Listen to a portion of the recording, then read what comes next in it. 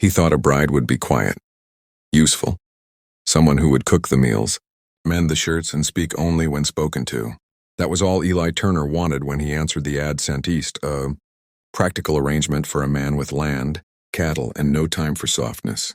So when the train hissed into the station and the crowd parted, he scanned the faces with calm certainty, expecting pale hands and downcast eyes. Instead, the woman who stepped forward met his gaze like a challenge. Her hair was untamed by fashion, her eyes sharp with a fire no prairie wind could extinguish, and she stood as if the ground itself belonged to her. This was not the obedient bride he imagined. This woman, Clara Hayes, looked like trouble wrapped in courage. And from the first moment she spoke, Eli felt his ordered life crack at the seams. Clara had not come west to be owned. She came because the East had swallowed her whole and still asked for more. She had buried dreams under expectations until breathing felt like rebellion. The ad had promised distance, land, and a man who wouldn't ask questions. But standing before Eli, she saw a man carved from silence and responsibility. Someone who carried grief like a second spine. Their first conversation was tense, clipped, edged with misunderstanding. Eli mistook her confidence for disrespect. Clara mistook his reserve for judgment. And yet, as the wagon rolled toward his ranch beneath a sky so wide it felt holy, something unspoken passed between them, a recognition that neither of them fit the lives they were handed. Life together began like a storm without rain. Clara refused to stay inside, refused to be small, refused to ask permission to exist.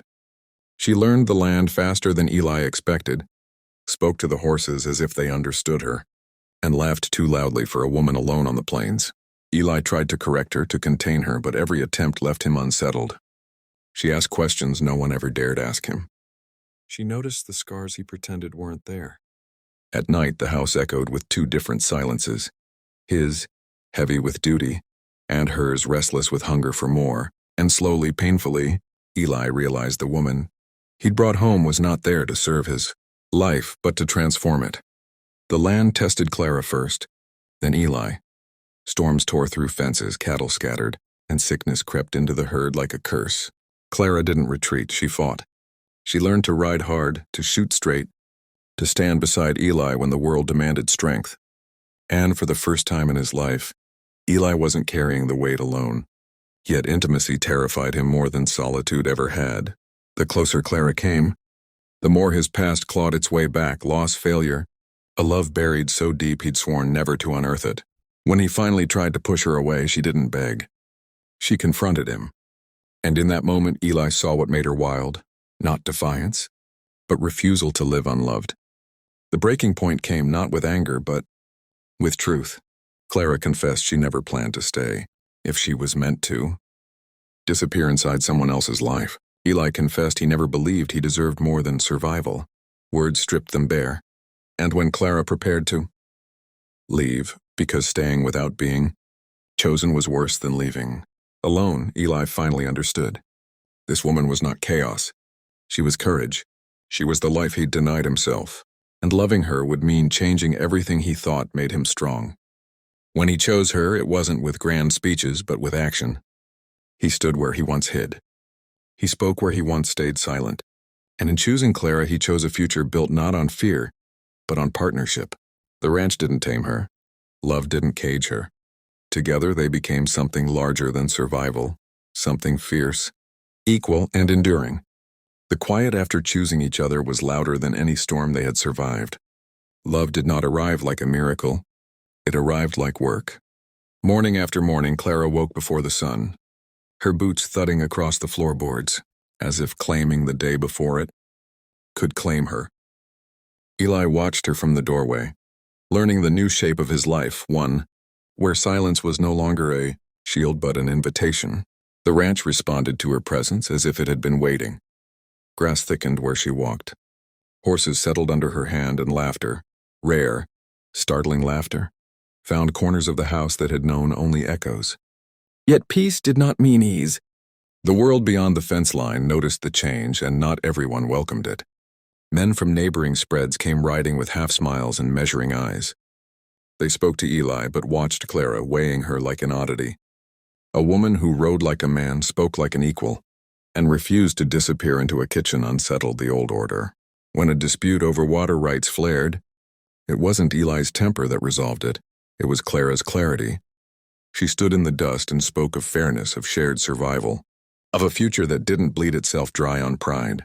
Eli felt it then, the frightening, liberating truth that loving her meant standing taller, not harder. He backed her openly, and in doing so, drew a line that could not be erased. Trouble came anyway. It always did. A drought stretched the land thin, and with it stretched tempers. One night, a fire broke out near the north pasture, flames crawling like hunger across the dry grass. Eli rode hard, fear pounding a rhythm he thought he'd outgrown. He found Clara already there, directing hands, beating back sparks, her face streaked with soot and resolve. In the chaos, a beam fell, and for a breathless moment he thought he'd lost her. The terror that seized him was pure and unforgiving. When he pulled her free, alive and furious and brilliant, something in him broke open for good. He realized love wasn't the absence of fear. It was choosing to run toward it together. After the fire, the nights changed. They talked, really talked, about the lives they'd escaped and the futures they were building. Clara spoke of the East without bitterness now, of how she had learned to survive by refusing to be small. Eli spoke of the ghosts he'd buried in work, of the loneliness he'd mistaken for strength. They didn't promise perfection. They promised honesty, and that promise held. The ranch began to thrive, not because fate had softened, but because two stubborn spirits worked in harmony. Clara taught Eli to rest without guilt.